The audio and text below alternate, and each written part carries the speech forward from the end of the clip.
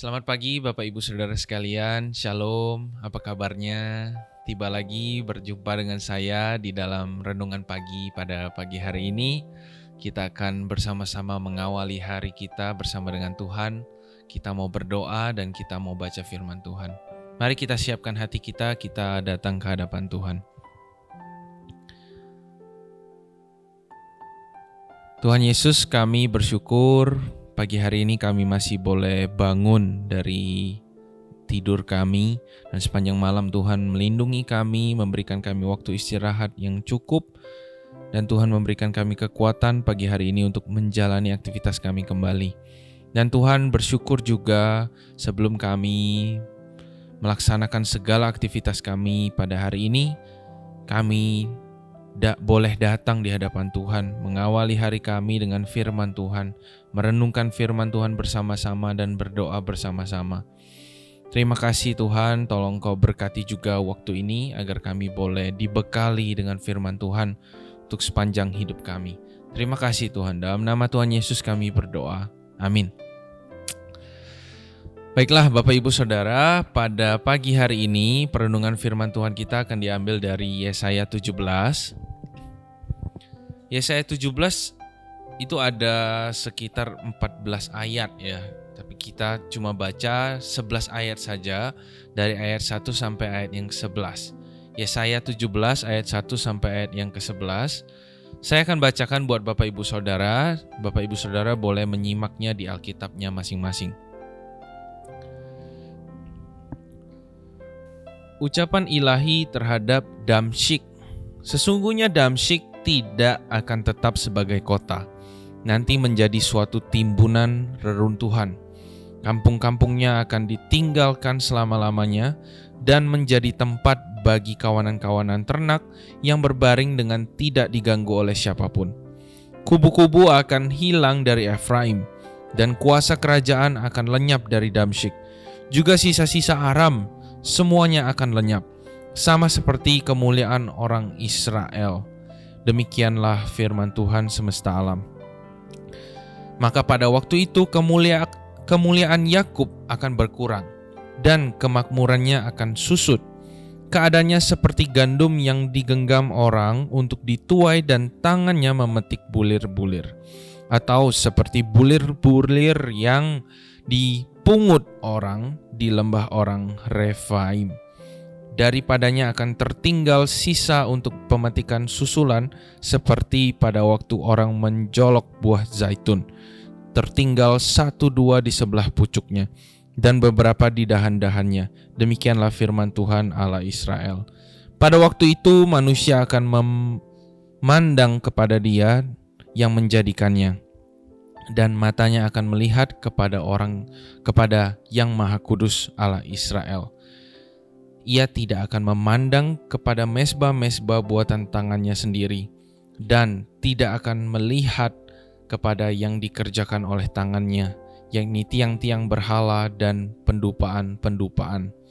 Pada waktu itu kota-kotamu akan ditinggalkan seperti kota-kota orang Hewi dan orang Amori yang mereka tinggalkan karena orang Israel, sehingga menjadi sunyi sepi. Sebab engkau telah melupakan Allah yang menyelamatkan engkau, dan tidak mengingat gunung batu kekuatanmu. Sebab itu sekalipun engkau membuat taman yang permai dan menamainya dengan cangkokan luar negeri, sekalipun pada hari menanamnya engkau membuatnya tumbuh subur, dan pada pagi mencangkokannya engkau membuatnya berbunga. Namun panen akan segera lenyap pada hari kesakitan dan pada hari penderitaan yang sangat payah. Sedemikian jauh pembacaan firman Tuhan Bapak Ibu Saudara. Ketika kita baca bagian firman Tuhan ini, mungkin bagi kita membacanya sekali lewat itu seperti banyak sekali perumpamaan ya. Mengambil perumpamaan gandum, mengambil perumpamaan sebuah taman. Sebenarnya isi firman Tuhan pada pagi hari ini dari Yesaya 1-11 itu ingin menceritakan tentang kejatuhan bangsa Israel. Lagi-lagi bangsa Israel jatuh. Kalau kita lihat dari penjelasan-penjelasan sebelumnya juga yang pernah saya sampaikan di perenungan firman Tuhan sebelum-sebelumnya. Kehidupan orang Israel itu kan seperti roda ya, selalu kadang-kadang di atas, kadang di bawah. Ketika mereka di atas itu titik di mana mereka itu taat dengan Tuhan, dekat dengan Tuhan. Tapi ketika di bawah, mereka mulai menjauh lagi dengan Tuhan. Nah, di dalam kisah ini kita melihat bahwa Israel sedang menerima hukuman dari Tuhan, peringatan akan hukuman. Karena apa? Bangsa Israel mulai meninggalkan Allah lagi. Di kisah-kisah sebelumnya, bangsa Israel itu baru ada di titik atas, Bapak Ibu Saudara. Bangsa Israel itu hidup dekat dengan Tuhan. Di pasal 17 ini kembali lagi menjauh dari Tuhan. Nah, lalu peringatan penghukuman bagi bangsa Israel itu disampaikan oleh Nabi Yesaya. Yesaya sebagai nabi di zaman itu menyampaikan sebuah nubuatan penghukuman dan ada juga pemulihan bagi mereka, bangsa Israel. Tetapi ternyata agak unik nubuatan kali ini. Karena biasanya jikalau nubuatan bagi bangsa Israel itu berdiri sendiri. Maksudnya menjadi satu nubuatan sendiri, Bapak Ibu Saudara. Tetapi di dalam pasal ini, kalau kita lihat nubuatan penghukuman dan pemulihan itu disatukan bagi Israel dan bagi bangsa-bangsa yang tidak mengenal Allah. Seperti contohnya tadi kan ada Damsyik, Aram. Itu contoh-contoh bagian-bagian daerah-daerah bangsa yang tidak mengenal Allah. Seharusnya Bapak Ibu Saudara kita tahu bahwa Israel ini kan unik ya, unik dalam arti spesial, yaitu mereka adalah umat pilihan Allah. Oleh sebab itu kalau di nubuatan-nubuatan sebelumnya, bangsa Israel itu nubuatannya berdiri sendiri. Kalau untuk bangsa-bangsa yang bukan bangsa yang mengenal Allah, itu pasti akan jadi satu, entah itu Damsyik, Aram, orang-orang yang menyembah Baal, itu menjadi satu terkadang karena mereka dikategorikan sebagai bangsa yang tidak mengenal Allah. Dan untuk bangsa yang mengenal Allah yaitu Israel, nubuatannya ada sendiri lagi. Nah, di kali ini dijadiin satu Bapak Ibu Saudara. Untuk Israel, untuk bangsa yang mengenal Allah dengan bangsa yang tidak mengenal Allah. Itu menjadi satu. Kenapa Bapak Ibu Saudara? Pertanyaannya kenapa? Kalau kita pikir-pikir ya, secara de jure, maksudnya secara hukum, secara status ya, memang bangsa Israel itu adalah bangsa pilihan Tuhan. Bangsa yang spesial, dikuduskan, dipisahkan oleh Tuhan dari bangsa-bangsa lainnya. Spesial banget. Tetapi ternyata secara de facto, secara kenyataannya, apa yang dilakukan, secara prakteknya, bangsa Israel tidak mencerminkan sebagai bangsa yang dikhususkan oleh Tuhan, sebagai bangsa yang dikuduskan oleh Tuhan. Terlihat dari nubuatan itu tadi, kenapa mereka dijadikan satu? Karena kesalahan mereka sama.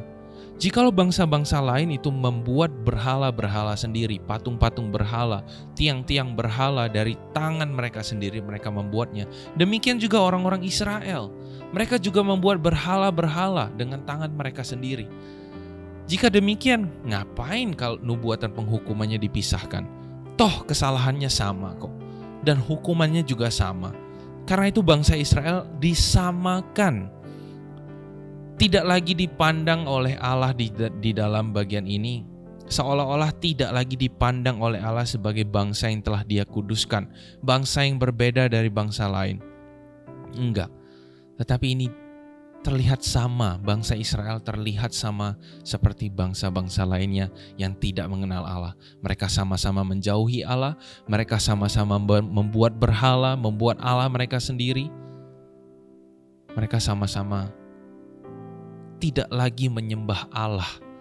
Allah yang benar, Allah Israel, Allah yang mereka kenal itu, tidak lagi. Dari sini kita bisa belajar Bapak Ibu Saudara, bahwa kita sebagai orang Kristen kan juga adalah orang-orang yang dikuduskan oleh Tuhan, disucikan, orang-orang yang sudah ditebus. Bahkan Bapak Ibu Saudara, derajat kita dinaikkan dari orang-orang berdosa, orang-orang hukuman, menjadi orang-orang yang sudah ditebus, dan memiliki gelar sebagai anak-anak Allah. Itu contoh penjelasan praktisnya tentang orang-orang Kristen. Sekarang pertanyaannya Bapak Ibu Saudara, apakah kehidupan kita sebagai orang-orang Kristen yang dikatakan sebagai anak-anak Allah, apakah hidup kita selama ini sudah kita renungkan sama-sama ya? Apakah kita sudah menjadi anak Allah yang mencerminkan, merefleksikan kehadiran Allah di tengah dunia ini? Sebab menjadi anak-anak Allah itu artinya ya kita menghadirkan Allah dalam hidup kita, di dalam lingkungan kita. Orang-orang melihat kita, mereka tahu, oh memang orang ini adalah anak-anak Allah. Tetapi apakah hidup kita itu sesuai dengan status kita sebagai anak-anak Allah? Takutnya Bapak Ibu Saudara, jikalau kita jarang untuk merenungkan hal seperti ini, kita tidak sadar kita menjadi sama seperti orang-orang dunia. Sama seperti bangsa Israel waktu itu yang melakukan kesalahan-kesalahan yang sama, memiliki kehidupan-kehidupan yang sama dengan orang-orang yang tidak mengenal Allah. Orang-orang yang tidak mengenal Allah menjauhi Allah, terlihat dari kehidupannya, dan kita juga perlu memeriksa diri kita untuk melihat apakah hidup kita sama ya seperti mereka. Apakah kita sebagai anak-anak Tuhan melakukan hal-hal yang mereka juga lakukan sebagai orang-orang yang tidak mengenal Allah. Jangan sampai kita tidak sadar Bapak Ibu Saudara. Sebab kalau orang bersalah dan gak ada yang kasih tahu kalau itu salah, terkadang terlena kan. Kita gak sadar kalau itu salah. Nah pagi hari ini saya sengaja, bukan cuma Bapak Ibu Saudara tetapi saya juga, mari kita refleksikan bersama-sama. Kita melihat hidup kita belakangan ini, apalagi di masa-masa sulit seperti ini ya, waktu pandemik. Apakah hidup kita itu masih sesuai dengan firman Tuhan atau telah jauh sebenarnya? Saya berharap jikalau memang kita mendapati hidup kita, oh ternyata aku masih sadar, aku masih berusaha hidup seperti anak-anak Allah. Aku masih menjaga hidupku sebagaimana mestinya anak-anak Allah hidup. Itu sangat baik. Mari kita berdoa agar Tuhan tetap memberikan kita kekuatan. Kita masih bisa hidup sebagai anak-anak Allah itu di situasi yang sulit sekalipun. Situasi sekarang kan makin hari makin sulit ya. Dan jika kita mendapati ternyata hidup kita masih baik ya, puji Tuhan masih baik, masih mendengarkan firman Tuhan dan berusaha untuk melakukannya, berikan doa kita kepada Tuhan agar Tuhan tetap menjaga hati kita. Tetapi ketika kita mendapati bahwa aduh hidupku ini sudah jauh dari Tuhan, hidupku ini gak sesuai lagi sama gelarku ini sebagai anak Tuhan, hidupku kok kayaknya gak ada beda sama orang-orang yang tidak mengenal Tuhan. Yuk kita sama-sama juga doa supaya Tuhan berbelas kasihan, mengampuni kita dan memberikan kita kekuatan juga untuk kembali bangkit, mendekatkan diri kepada Tuhan. Jangan sampai Bapak Ibu Saudara, ketika kita jatuh, kita seolah-olah dipandang sama seperti orang-orang dunia, orang-orang yang tidak mengenal Allah. Allah tidak lagi melihat kita sebagai seolah-olah kok anakku ini sama seperti orang-orang yang tidak mengenal aku, mengenal Allah. Ada waktunya nanti kita di hidup kita, ada waktunya kita di atas juga seperti bangsa Israel ketika mereka mengenal Allah baik, memiliki hubungan yang baik dengan Allah. Ada waktunya ketika kita di bawah. Dan ketika kita jatuh di bawah, biarlah kita berdoa jangan sampai kita benar-benar jatuh dan dikategorikan sepertinya sama dengan orang-orang yang tidak mengenal Allah. Mari kita memohon pertolongan Tuhan dalam hal ini. Kita berdoa bersama-sama. Tuhan, kami anak-anak-Mu, kami tahu bahwa kami adalah manusia yang lemah. Seberapa kuat fisik kami, seberapa kuat hati kami, tetap juga kami masih bisa gagal dalam hidup kami. Gagal dalam menyenangkan hati Tuhan dan gagal untuk mentaati firman Tuhan. Oleh sebab itu Tuhan, kami mohon ketika kami jatuh Tuhan, tolong Tuhan berikan kami kekuatan untuk bangkit lagi datang di hadapan Tuhan.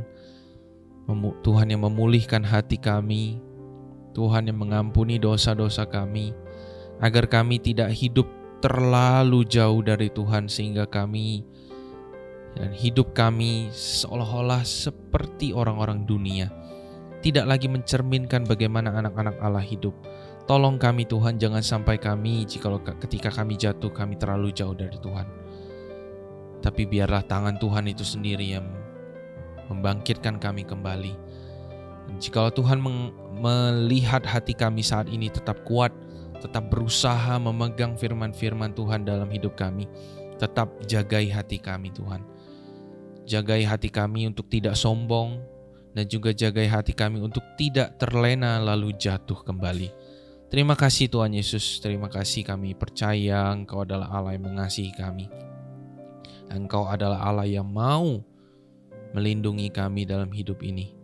Kami menyerahkan seluruh aktivitas kami sepanjang hari ini, dalam pekerjaan kami, studi kami, biarlah Tuhan yang memberkatinya dan Tuhan yang memberikan kami hikmat untuk melakukan itu semua sesuai dengan kehendak Tuhan. Terima kasih Tuhan.